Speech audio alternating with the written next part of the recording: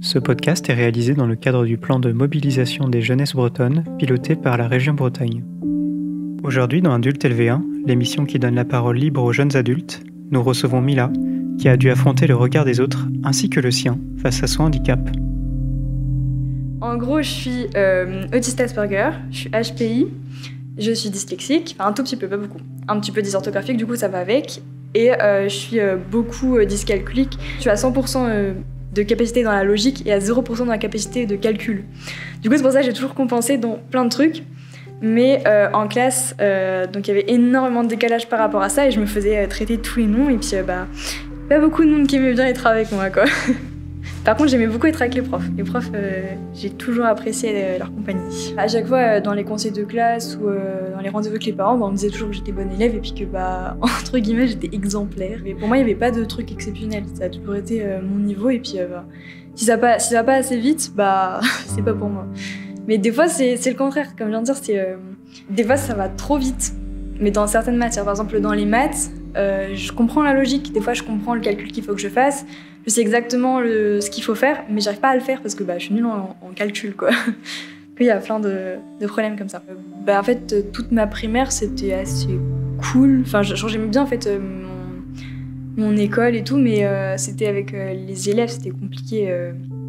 J'avais pas énormément de copines, mais j'aimais bien quand même l'école. Mais après, quand je suis passée au collège, du coup, j'avais hâte de changer parce que je me disais les relations sont pas top, quoi. Et puis arrivé au collège, donc ça s'est super bien passé, la 6e était vraiment géniale. Mais en 5e, ça s'est très très mal passé, je me suis fait harceler toute l'année. Ça commençait par des petites remarques, genre sur les vêtements que je portais, sur ma manière de travailler, sur ce que moi je faisais en classe, sur ma manière d'être, et le fait aussi que je restais toujours avec les profs en fait pour parler. Ça est resté, les élèves n'aimaient pas trop ça. Ils pensaient en fait que je voulais faire ma faillotte avec les profs. Donc en fait c'est juste que je préférais parler avec les adultes qu'avec les jeunes de mon âge parce qu'ils m'intéressaient pas trop. Et du coup j'étais un peu mise de côté parce que vu que moi les jeunes m'intéressaient pas, forcément personne n'avait envie d'être avec une personne qui n'a pas envie d'être avec les autres. Au début ça a commencé par des petites remarques un petit peu bêtes. Donc ça me saoulait un peu parce que j'ai jamais été vraiment très susceptible, mais c'est surtout que j'aime pas qu'on croit des choses fausses sur moi. Alors quand les autres ont commencé à dire, à donner des rumeurs en fait sur moi, et j'ai pas du tout apprécié.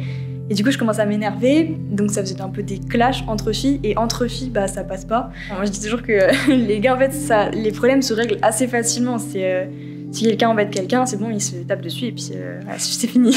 Les filles, c'est toujours des coups dans le dos. C'est une fille va parler d'une fille à une autre et du coup ça va faire du bouche à oreille jusqu'à l'autre bout de la cour et dans toutes les classes du collège. Et donc c'est extrêmement énervant de voir que tout le monde est sur ton dos alors que t'as rien fait. C'est juste que t'essaies d'être une bonne élève, d'être appréciée de tout le monde, mais que personne n'a envie d'être avec toi parce que tu travailles bien ou parce que t'as envie d'être tranquille et que t'as pas envie de discuter avec tout le monde. Tu préfères être au CDI que dans la cour par exemple. C'est un peu énervant d'avoir tout ça. Et puis après ça a commencé à faire les insultes et tout parce que vu que je rétorquais ou que je disais rien, ça énervait. En tout cas, que je faisais, en fait, ça énervait tout le monde. J'ai commencé à me dire, c'est pas possible, je peux pas rester là si ça continue comme ça, parce que le soir, je rentrais en pleurs, je voulais être avec personne. Du coup, à la maison, ça m'énerve sur la famille, donc tout le monde avait marre. Je disais ça à personne, parce qu'en fait, moi, j'ai toujours caché ce que je ressentais. Genre, personne n'avait jamais vu qu'il y avait de problème au collège. En fait, j'avais pas envie de passer pour la personne qui râle tout le temps. Et puis en même temps, je me disais, si je vais me plaindre des trucs que les autres font, je dois passer vraiment pour la fille super faible et tout, qui sait pas se défendre. Et d'un autre côté, j'ai pas envie que ça me retombe dessus. Une fois, il y avait une fille, j'en pouvais plus, elle était tout sur mon dos depuis le début de l'année. Je suis allée voir le CPE et je lui ai dit que j'en pouvais plus, qu'elle me harcelait depuis le début. J'avais même fait une fiche. J'avais fait une fiche avec une liste des remarques qu'elle m'avait faites dans l'espace d'une journée, quoi. Et je lui ai donné et tout ce qu'elle a trouvé à me dire, c'est mais c'est pas du harcèlement, ça. C'est rien, donc c'est bon, tu peux sortir. Donc moi, je me suis vraiment énervée parce que personne ne me prenait au sérieux, ni les élèves, personne ne me prenait au sérieux, même pas le CPE, quoi. Donc déjà, je fais, mais il sert à quoi le CPE? Parce qu'il y avait des affiches dans le lycée, harcèlement, parlez-en, merci, si j'en parle et qu'on me renvoie bouler comme ça donne pas trop envie. Donc, je vais aller le matin à l'école la boule au ventre, je voulais même plus y aller. Une fois en sport, je suis arrivée en retard dans les vestiaires, et du coup, en fait, tout le monde était déjà là, sauf moi. À un moment, en fait, je rangeais mes affaires, donc je pars. Et après, quand on revient au vestiaire, mon téléphone avait disparu. Et en fait, c'était les filles qui me l'avaient pris. Et donc je cherchais partout, donc elle me faisait tourner comme ça dans les vestiaires, je savais pas où était mon téléphone, et puis elle me disait ah mais il est là-bas, ah mais non il est là-bas, ah mais non on rigole, il est là-bas, oh, arrête de tout prendre mal, il est là-bas. Enfin, c'était que elle me faisait vraiment tourner brut dans les vestiaires, moi j'étais toute seule. Et bah, je suis sortie en pleurant voir le prof, je lui dis bah elles m'ont volé mon téléphone. Et je retourne dans les vestiaires et le prof bah il était prêt à râler quoi. Et là comme par hasard mon téléphone était posé sur mon banc. Et elles ont dit mais non il était là depuis le début, elle ment et tout. Enfin, en gros, tout le monde était contre moi et moi je pouvais rien dire parce que du coup les profs n'avaient aucune preuve. Et surtout aussi pour savoir que c'est du harcèlement. Parce que moi-même j'avais eu des doutes à un moment parce que si le type me disait c'est pas du harcèlement, je me dis bah qu'est-ce que je fous là ? Pourquoi je suis pas bien ? Pourquoi ça se passe alors si c'est pas du harcèlement ? Dans toutes les vidéos de prévention du harcèlement et tout, on voit toujours des enfants qui sont tapés dessus, on leur vole toutes leurs affaires et tout. Enfin, moi c'était pas vraiment ça, moi c'était plutôt des violences verbales quoi. Du coup en 4e j'ai arrêté, je suis partie au CNED. Bah, je me suis entraînée. Je me suis entraînée à mieux me défendre, à être beaucoup plus ferme et à pas me laisser faire parce que je me disais bon c'est pas grave, je vais laisser couler cette fois, la prochaine fois ça sera mieux.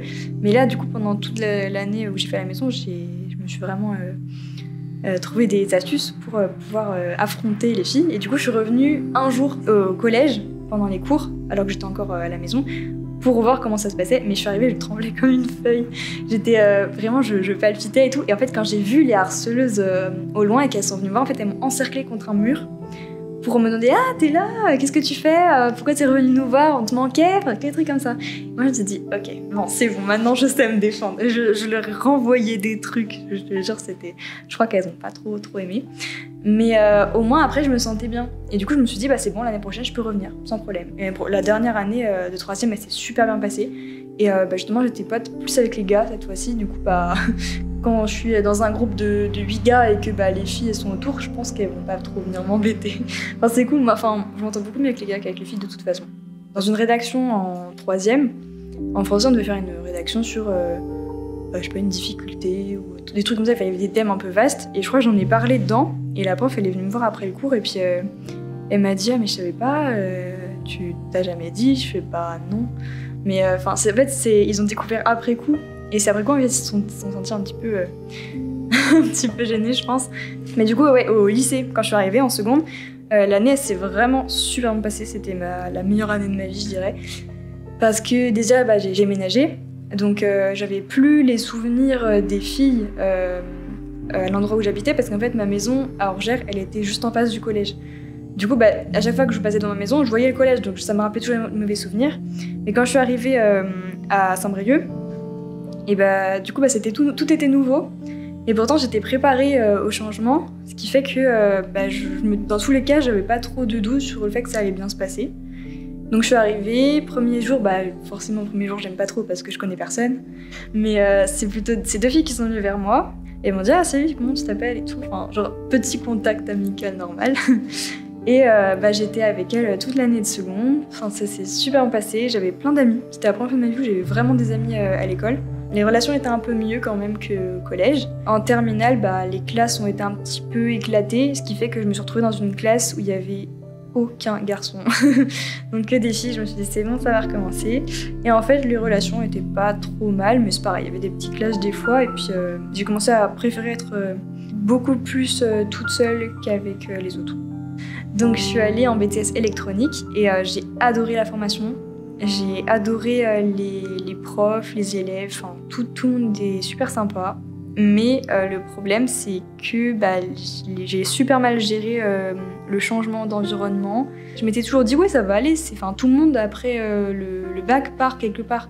Moi j'ai pas géré du tout. C'était beaucoup trop différent parce que en vrai je compte le nombre de pas qu'il y a entre mon lycée, mon bus et tout en cas de stress. Je compte tous les nombres de pas. Et en fait, le fait de savoir que le nombre de pas était complètement différent, que je devais changer de bus, que l'établissement n'avait pas du tout les mêmes locaux, je me dis c'est pas possible, j'ai pas géré du tout. Et en fait, j'ai pas géré. Je faisais des crises 2-3 fois par jour, à tel point que dans la classe, on avait désigné un élève qui devait m'accompagner en cas de crise. Les crises se déclenchaient, à cause d'une tondeuse dehors, à cause d'une lumière qui grésillait. En gros, il y a des moments où, par exemple, il y a des saturations de stimuli, mais genre beaucoup trop. Du coup, à la fin de la journée, quand j'ai accumulé trop de choses comme ça, mon cerveau il est en saturation, il pète un câble, donc c'est soit je commence à pleurer, genre vraiment je fonds en larmes, et puis faut pas me parler parce que j'ai envie de parler à personne, je vais en faire sur moi-même. En général je me mets toujours par terre parce que j'aime bien le contact avec le sol, et puis je me tais et je veux juste pas qu'on m'embête. Mais sinon il y a un autre type, c'est pareil quand je suis en surcharge sensorielle à la fin d'une journée. Là, c'est ma tête qui part en vrille et que du coup, je pète un câble, mais extérieurement, pas intérieurement. Et que là, du coup, je peux vraiment m'énerver. On me dit une remarque, je vais tout leur envoyer à la figure. Genre, ça peut être extrêmement désagréable. Du coup, je vis avec ça depuis que je suis petite. Enfin, pour moi, c'est comme ça, c'est habituel, il n'y a pas trop de problème.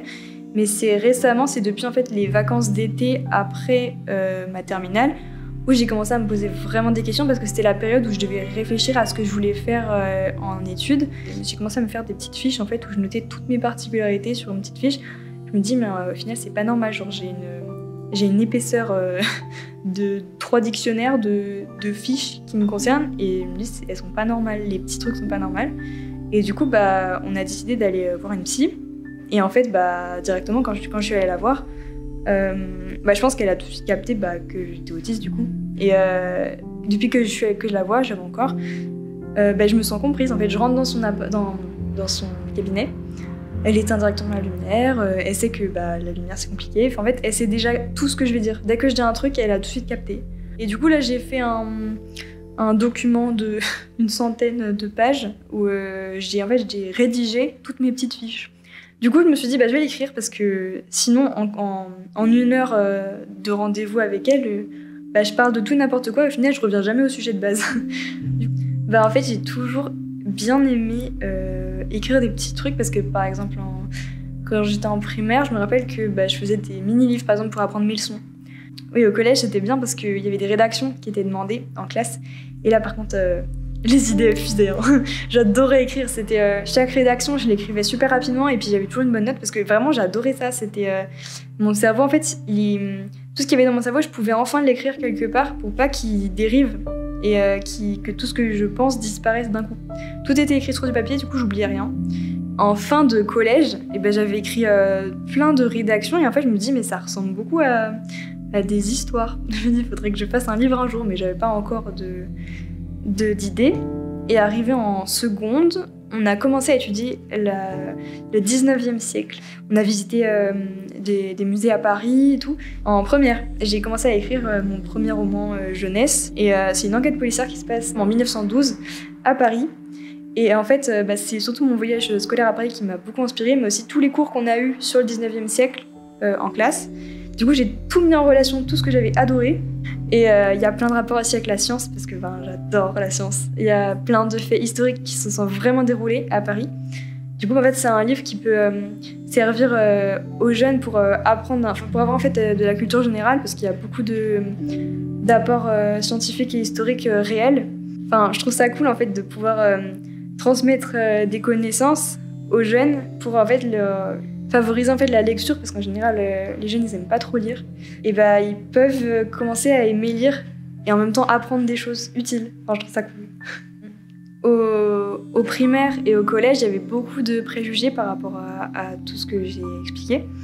Par exemple, ceux qui travaillent bien sont mal vus parce qu'on croit qu'ils se sentent supérieurs aux autres, on croit qu'ils aiment pas les autres parce qu'ils veulent pas aller avec eux et tout, mais en fait non, tout le monde a besoin de contact humain, donc il faut arrêter de cloisonner les gens qui paraissent bizarres. J'ai pas vraiment aimé en fait qu'on me mette à part en me disant elle aime pas être avec les autres donc elle a pas besoin de contact avec les autres.